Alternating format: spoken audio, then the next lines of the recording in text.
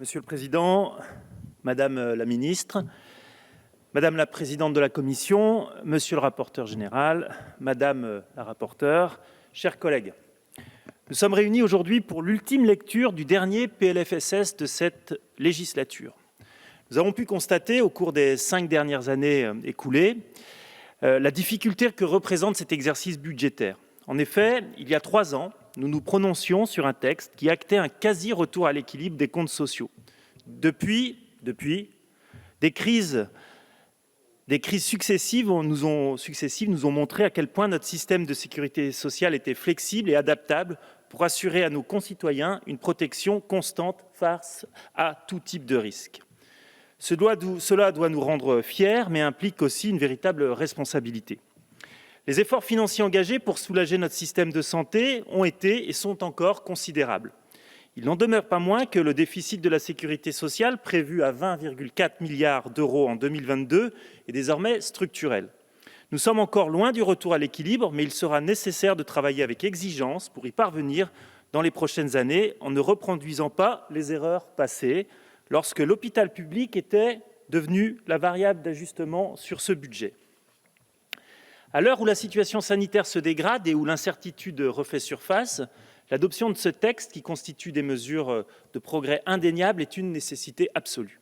Sur l'aspect purement financier du texte, notre groupe se réjouit de la poursuite de l'effort de revalorisation des personnels avec plus de 2 milliards d'euros mobilisés pour les aides-soignants, infirmières ou les sages-femmes. Nous nous félicitons également de l'élargissement du complément de traitement indiciaire au personnel des ESMS, qui accompagnent quotidiennement les personnes en situation de handicap. Ce PLFSS contient donc un panel de mesures positives qui toucheront toutes les catégories de la population. La prise en charge intégrale de la contraception des femmes de moins de 25 ans. Les consultations des psychologues libéraux répondent à des préoccupations très actuelles dont il est urgent de se saisir.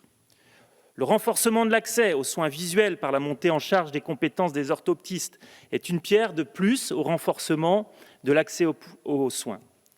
Les parlementaires ont d'ailleurs saisi l'occasion pour renforcer ce volet au cours de lectures successives à travers plusieurs expérimentations d'accès direct à certains professionnels de santé. Nous sommes convaincus que favoriser la montée en compétences de toutes les professions médicales et paramédicales au travers d'un parcours de soins assoupli et encadré constitue une des solutions pour lutter contre la désertification médicale.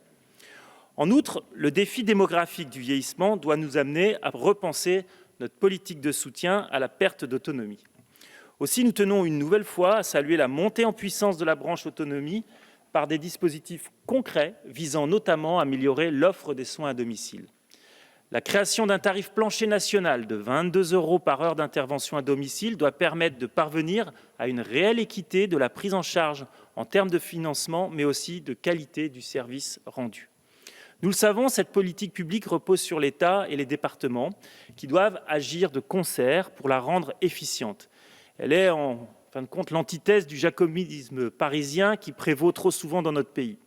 Et le travail engagé depuis la loi de finances de la sécurité sociale de l'an dernier démontre que la co-construction avec les collectivités fonctionne et que ce n'est que comme cela que nous parviendrons à relever le défi de l'accompagnement de la perte d'autonomie. Alors bien sûr, nous regrettons de ne pas avoir abordé ces questions dans une loi globale, mais nous saluons la détermination de Madame la ministre Bourguignon, qui fait avancer les choses concrètement depuis 2 ans. Ce texte consacre également une amorce de refonte de la politique du médicament. Pendant de très nombreuses années, elle a été la variable d'ajustement des PLFSS. Cette année, la donne est un peu différente puisque moins d'économies sont demandées à cette filière.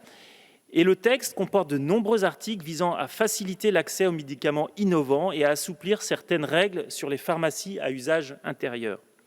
Notre groupe s'en satisfait, mais rappelle l'impérieuse nécessité de parvenir à une véritable politique d'insourcing européen du médicament, comme cela a été fait de manière remarquable pour la conception des vaccins contre le Covid. Enfin, comme depuis le début du mandat, le texte comporte plusieurs mesures de simplification à destination des travailleurs indépendants. Il n'est pas inutile de rappeler que notre majorité a été la première à s'intéresser avec constance et cohérence à ces publics trop souvent, trop longtemps délaissés des politiques publiques. Alors évidemment, nous nous prononcerons donc sur la version du texte issue de la nouvelle lecture à l'Assemblée nationale. puisque le Sénat a, comme à l'accoutumée, décidé de rejeter le texte sans l'examiner la semaine dernière. Le groupe démocrate soutiendra ce dernier budget social de la mandature qui doit permettre de mettre en œuvre des mesures qui garantissent à tous l'accès à des droits et à une protection sociale juste et solidaire. Je vous remercie.